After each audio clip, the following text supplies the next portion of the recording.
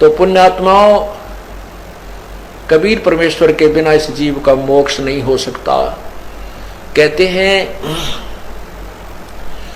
गोरख से ज्ञानी घणे ये सुख दे जति जिहान, सीता सी बहु भारिया ये संत दूरी अस्थान। गुरु बिन काहू न पाया ज्ञाना, जो थो था वो छड़े किसाना। गुरु बिन वेद पढ़े जो प्राणी, समझे न सार रहे अज्ञानी। अब पूर्ण गुरु, अब सतगुरु क्यों कहना पड़ा? नहीं तो गुरु ही काफी होता है। सतगुरु इसलिए कहना पड़ा परमात्मा ने क्योंकि यहां झूठे गुरुओं की कमी नहीं। काल तक की साधना बताने वाले गुरु बहुत हैं और काल से भी भ्रमित ज्ञान बताने वाले गुरु बहुत हैं, लेकिन सतगुरु इसलिए कहना पड़ा जो इन सब के ज्ञान को फेल करे और शास्त्र अनुकूल साधना पर दृढ़ करे, वो सतगुरु कहलाता है। जब ये प्राणी प्रेरित होकर के परमात्मा प्राप्ति के लिए चल पड़ता है, इसको जैसा भी कोई संत मिल जाता है, स्वयं ज्ञान ना होने से ये उसी प्रकार साधना पर दृढ़ हो जाता है। एक सोभरी नामक ऋषि थे, सोभरी, और वो परमात्मा की तरफ में संत के पास गए। उस संत ने जैसी उसको तपस्या साधना बताई, वो दृढ़ होकर लग गए। उन्होंने कहते हैं कि जल में खड़ा होकर के तपस्या की। बाल ब्रह्मचारी था, शादी भी नहीं कराई थी, और एक दरिया में जाकर के वहां तपस्या की बहुत दिनों तक, 10-12 वर्ष तक। वो वहां फिर क्या देखने लगा, कुछ दिन के बाद एक मगरमच्छ था और उस मगरमच्छ की काफी संतान थी। तो वो मगरमच्छ के पोते पोती, दोते दोती, वो उस मगरमच्छ के आसपास प्यार से घूमती थी और अपनी दूम से उस मगरमच्छ को प्यार देती थी, लाड करते थे। जैसे पोते पोती को दादा दादी की छाती पर लौट जा, कदे उसके कंधे पर बैठ जा, बैठे गए, तो इस तरह वो प्यार देती थी और वो मगरमच्छ उनसे बड़ा प्रसन्न रहता था, खुशी मनाता था।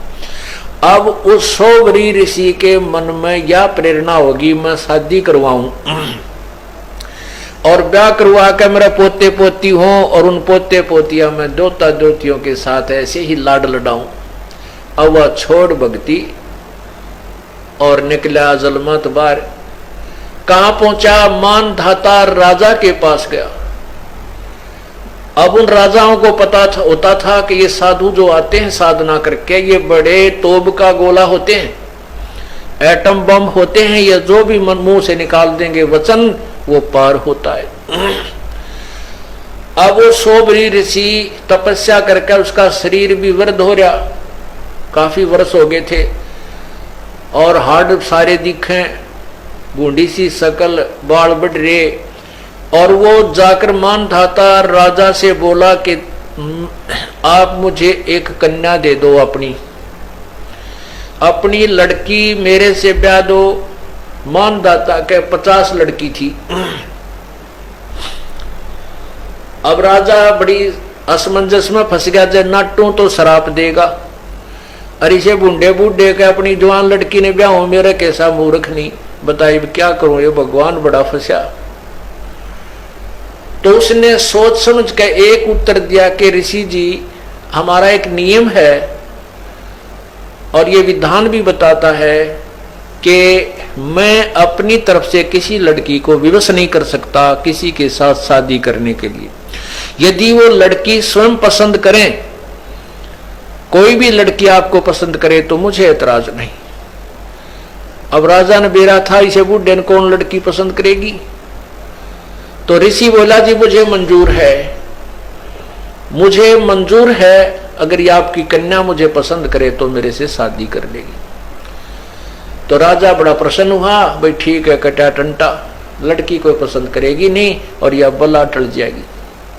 उसने, क्योंकि उन लड़कियों को एक बड़े महल में रहती थी, वहां पर एक नपुंसक व्यक्ति जो हिजड़ा बोलते हैं, उनको ड्यूटी पर उनके गेट कीपर रखा जाता था। तो उसने उस नौकर को बुलाया राजा ने और कहा कि ऋषि जी को लड़कियों के महल में ले जाओ और ये जो भी लड़की इनको पसंद करेगी इसके साथ उसकी शादी कर दी जाएगी। अब उस ऋषि जी ने अपनी सिद्धि साधना और सारे जीवन की कमाई इसको कहां बर्बाद करना शुरू किया, अपना सुंदर शरीर बना लिया नौजवान लड़के का। और जो ही उन लड़कियों के महल में प्रवेश किया और उस नपुंसक ने सारी कहानी बताई कि राजा का आदेश है, जो इसको पसंद करेगी उसके साथ शादी कर दी जाएगी। उन 50 की 50 लड़कियों ने उस ऋषि को पसंद कर लिया। अब राजा फंस गया अपने वचन में। सारी कहानी आकर बता दी गई कि आपकी 50 की 50 लड़कियों ने मुझे पसंद कर लिया है। इसकी गवाही सब लड़कियों ने भी दे दी कि हम इसे पसंद करती, क्योंकि सुंदर शरीर बना लिया उस ऋषि ने। अब राजा ने वो फिर साथ भेज दी लड़की, लेकिन आत्मा बहुत रो रही थी कि कंगाल के साथ ये के खावेंगी मेरी बेटी, कहाँ रहेंगी, कैसे दुख उठाएंगी, जंगल में रहना पड़ेगा। पर चलो इनका भाग था, मैं क्या करूं। अब उस ऋषि ने अपनी कमाई थे, देख काल का जाल है भगवान, उसने क्या किया, वहां जाकर के विश्वामित्र को आदेश दिया कि इन 50 महल बना दे। अब विश्वामित्र जी ने 50 मकान न्यारे न्यारे बना दिए और प्रत्येक में बहुत अच्छे खान पान, सुंदर आहार, फल वगैरह वो वृक्ष लगा दिए। एक दिन मानधाता राजा के मन में ये बात आई कि अभी अपनी कन्याओं को देख करता हूं वो दुखी है या सुखी है। वो जब वहां पहुंचा अपने उस ऋषि के डेरे में, देखा वहां तो पूरी 50 मकान बने हुए, बड़े सुंदर सुंदर, एक कॉलोनी सी बसी हुई है। वो पहली लड़की के मकान में जब गए तो मानधाता राजा ने पूछा, बेटी तुम कुशल तो हो? कि पिताजी वैसे तो हम कुशल हैं, कोई कमी नहीं, लेकिन माता पिता की याद तो आती ही रहती है और बाकी हमें कोई कष्ट नहीं। एक मुझे कष्ट है कि ये मेरा पति मेरे पास ही रहता है, दूसरी बहनों के पास कभी नहीं जाता। अब वो दूसरी कन्या के पास गया तो उसने भी यही कहा, पिताजी हम बहुत सुखी हैं और मुझे एक बात का दुख है कि मेरा पति मेरे ही पास रहता है, दूसरी बहनों के पास नहीं जाता। ऐसे 50 के महल में जाकर उसने देखा कि 50 की 50, क्योंकि एक सिद्धि वो चोले धारे, एक सिद्धि नीतत विचार है, ये सर्व अपनी ही कमाई से ये ड्रामेबाजी करवा देता है काल। अब उसने इतनी कमाई कर ली थी, सोबरी ऋषि ने 50 तो शरीर धारण कर लिए, 50 की 50 औरतों को भोग रहा है और उधर 51वां अलग से और बैठा है। जब मानधाता सब लड़कियों के पास होकर के फिर देखा कि ऋषि तो बाहर भी बैठा है, तब उसके चरणों में मस्तक झुका दिया कि आपकी लीला अपरंपार है। अब उस राजा के लिए तो भगवान सिद्ध हो गया वो सोबरी ऋषि। अब उसकी पोल खुलती है, अब देखना आगे क्या होता है। अब सोबरी ऋषि के 150 लड़के हो गए, 150 बच्चे हो गए, तो 50 लड़कियां, 2-2, 3-3 बालक हुए, 50 पत्नियां। अब वो क्या सोचता है कि अभी कोई 4 साल वर्ष का लड़का है, कोई 5 वर्ष का लड़का है, ये फिर सियाने होंगे, इनका ब्याह करूंगा, फिर इनके पोते होंगे मेरे, और फिर मैं इनसे प्यार करूंगा। रे तेरा गजब है, मन तो जीवन खो दिया अपना। ओ हो, फिर क्या रोता है कि मेरी सारी कमाई बर्बाद होगी, मैं उस मगरमच्छ के संगत में, कुसंगत में अपना सर्वनाश कराया। अगर वो मगरमच्छ को मैं नहीं देखता, वो कैसे अपने पोते पोतियां में मस्त हो रहा था, प्यार से खुश रहता था, आज मैंने अपना सर्वनाश कर लिया। जो 20, 30, 40, 50, 60 वर्ष में जो साधना की थी वो बर्बाद कर दी, वो नष्ट कर दी।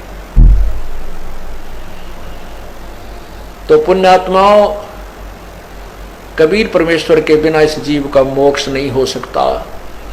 कहते हैं गोरख से ज्ञानी घणे ये सुख दे जति जिहान, सीता सी बहु भारिया ये संत दूर अस्थान।